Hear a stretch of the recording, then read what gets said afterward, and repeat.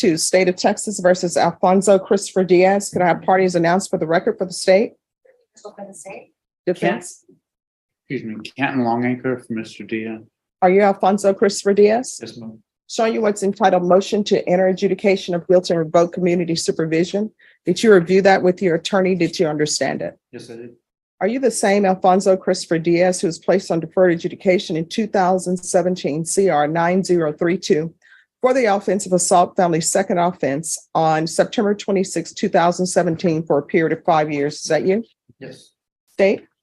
Your Honor, in violation of condition number 2, on or about the first day of June 2021 in Bexar County, Texas, the defendant Alfonso Christopher Diaz did then and there fail to submit to drug testing as directed by the court officer, supervision officer, and or a duly authorized agent of the court in violation of condition number 2. How do you plead to that? True or not true? True. And Your Honor, we'll waive the remaining violations. Any objections to the state's waivers? No, Your Honor. Mr. Diaz, did you understand by pleading true to violation of condition number 2, the court could find it true, grant the motion, find you guilty, sentence you up to 10 years in prison and up to a $10,000 fine? Knowing that, do you still wish to plead true to violation of condition number 2? Yes. Court would find violation of condition number 2 true. Is there an agreement? Your Honor, we do have a good recommendation to enter an adjudication of guilt and to sentence Mr. Diaz to 2 years in the Texas Department of Elections. Is that the agreement? Your Honor, that is the agreement. Mr. Diaz, are you asking the court to follow that agreement? Yes. Are you waiving your right to appeal? Yes. All right, the court will follow your agreement. Yes. Excuse me. Your Honor, we would ask that Mr. Diaz be credited for all the time he has served in this case, which is quite a bit. I think it's 271 days. All right. So here's my question. What has he done on probation? Judge, he hadn't done much. To the court, I'm sure he's an absconder. Mr. Diaz felt he has mental health, serious mental health needs, resulting from severe head injuries. He felt he wasn't able to get the treatment he needed for it here in Bexar County. Well, I mean, not really, because counsel, I see that I've heard a previous motion to revoke for him. Now, mind you, this is from 2017. I know I wasn't on the bench on 2017, so I don't know what another judge did. But I know in this court, I always ask anybody, is there anything that they need that I haven't given them? Is there anything that probation is not doing that they feel that they haven't done? So if he didn't have mental health issues addressed, it's because he didn't ask for it. But we were here on April 28th for a violation of 5 and 15F. And I denied those motions, and I said he's enroll in the BIPP within 10 days of release from custody.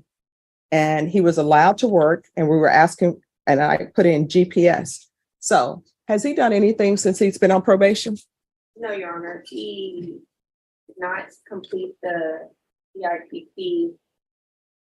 I believe he started the outpatient program, however, he was discharged unsuccessfully. No, we have not received any UAs from him. There has not been any payments for any type of dues. So he has done nothing. What have you done since you're on probation? Would you like to address the court? Yes. All right, I'm going to raise your right hand. The state is going to have a chance to question you. Do you solemnly swear or affirm the testimony you give will be the truth and nothing but the truth, so help you God? Yes, ma'am. All right, you can lower your hand, state your name for the record. Alfonso Diaz. All right, what have you done? I was constantly going, I did sign up for the BIP program, but they wouldn't let me go without a negative COVID test. I did test positive for COVID and did again the following month. And I did do all of the outpatient program, but I didn't submit a drug test. That's why I was discharged. No, as far as the ankle monitor, they wouldn't take it off of me because they wanted me to pay $200, but you waived the fees and they just wouldn't have it. Me and my probation officer were supposed to talk to you about that, and that never happened. So basically you have done nothing. Like the easiest thing to do is take a UA. You did not do that. Did you ever take a UA? No. All right. So that's something that's easy to do. Am I wrong in that assumption? you know. All right.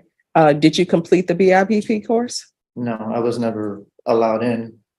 I have a proof email, got a letter for it, an email from the people who do it. So you're telling me since 2022, you have never been COVID-free to do a COVID exam. And actually, there's a motion to revoke that was issued for you July 20th, 2020. And I granted a BF and issued a judge's warrant because you didn't show up. And I'm sorry, it's April 28, 2021. You're telling me that since April 28, 2021, you never tested negative for COVID to start the BIPP course. Is that what you're telling me? Judge, I have to say, I've never seen an MPR from 2021. The latest I've gotten is from 1920. No, he didn't. Here it is right here. I think you were not the attorney at that time. I believe you, Judge. I'm just Yes. saying, in my efforts to get all of the motions to adjudicate and revoke, up until this morning, the latest one I had was from 2018. After being assured I'd gotten everything. Finally, this morning, your clerk handed me one dated from 2020, said, sure me that was the last one. I have not seen it. 2020, the one I have in front of me is the last one I've gotten, and I just got it Do today. you want that, counsel? Do you want more time? Because there's one from February 25th, 2019. And on that motion to revoke, he was not revoked and he was told to do certain things. And from that, and then there's a violation report from 2017, which I didn't consider because I was not the judge at that time. Judge, I'm not sure it's necessary that I see them. What I do want to disagree with, if I may, is Mhm. that your conclusion that he's done nothing. He wasn't able to complete the BIT program because of the COVID problem. All right, I hear what you're saying, counsel, but you just told me that he absconded. I just told you that what I intended to tell you was he believed he couldn't get treatment he needed as a result of the serious head injury that he has here in Barrett County. I know that's likely inaccurate, but that's what he believed. Believing that, he elected to go to Massachusetts, where he did get help for that in a number of respects. He obtained a job, which he still has with Walmart for, I suppose it's a union Walmart, for $18 an hour as a stalker. He has gotten counseling up All there. right, but we're in the middle of him testifying. So does anybody want to ask him some questions? Because before me, what I have right now is he's done nothing. I'll ask some questions. Sure. Mr. Diaz, where have you been living while you've been not reporting? For the last 3 months in Massachusetts and North Adams, What brought you to Massachusetts? to seek help because it's a Commonwealth state, and I was immediately getting help for from my PTSD, and also I've been getting memory issues, so I decided to seek help for my for a neurologist. So, but that was 3 months. So where were you before that time? I was here. I was living in my apartment. I wasn't leaving. I had severe PTSD and severe anxiety, so I wasn't leaving home. What caused your PTSD? I was shot at when I was 14, and when I was arrested for the last MTR, I was arrested because I called the police. I was shot at again, and when I was 17 years old here in Bexar County, I was beat up while I was here before 17-year-olds were kept away from the general population. Okay, have you had any contact with the victim in this case, Molly? No, not so. No. Do you have a new relationship? She's the mother of my other 2 children, but it's purely civil. And how old are your children? My other 2, 12 and 11.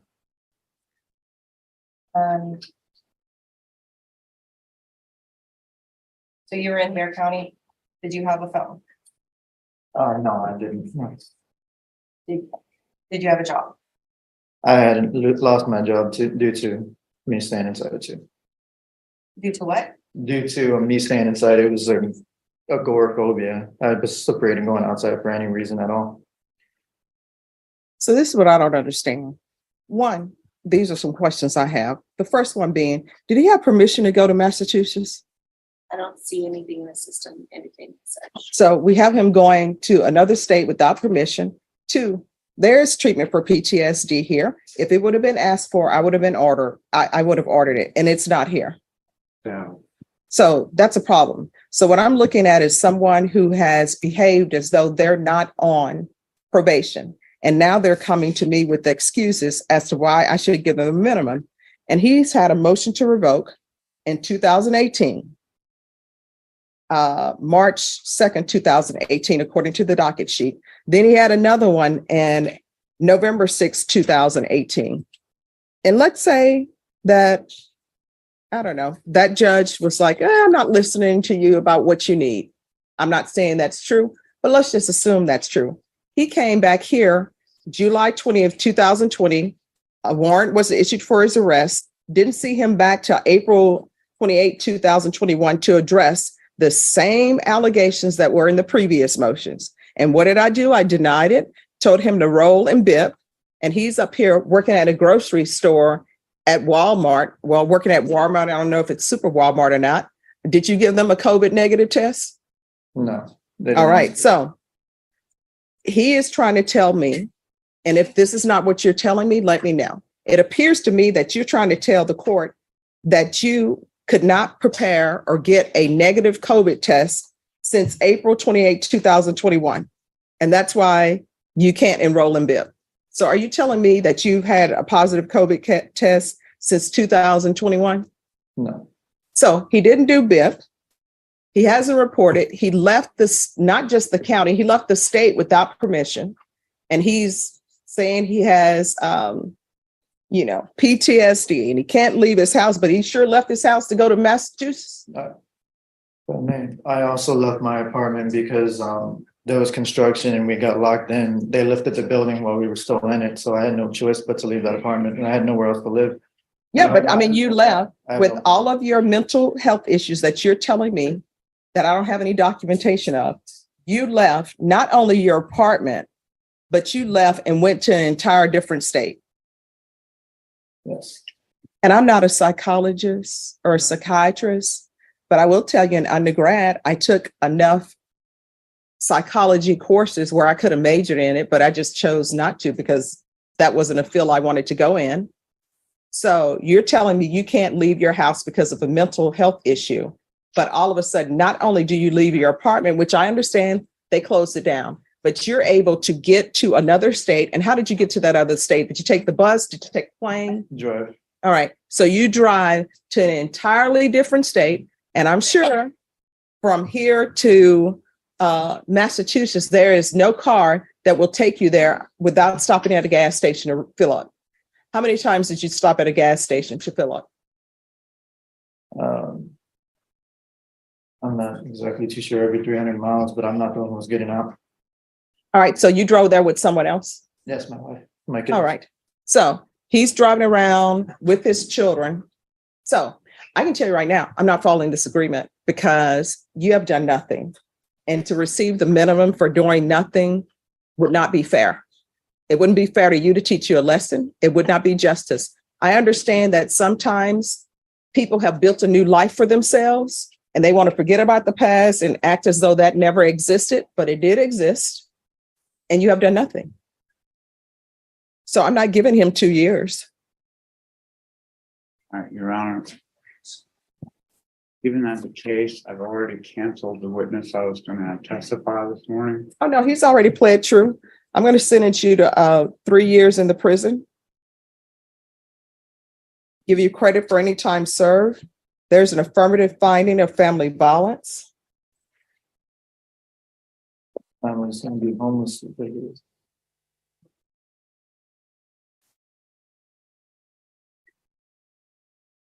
And there's to be no harmful or injurious contact with Molly, Mollie Alvarez.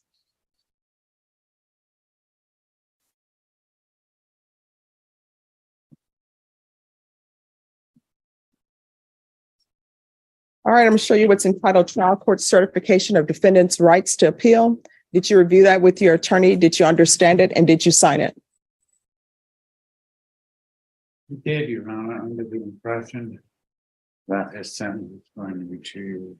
Well, no, because when I asked him, I said, do you understand by pleading true to violation of condition number 2, the court could sentence you up to 10 years in prison and up to a $10,000 fine? And he said, yes. So,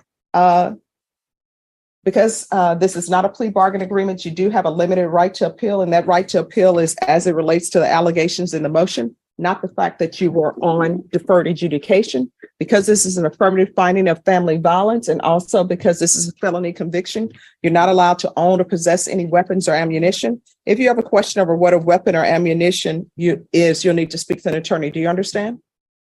All right, good luck to you.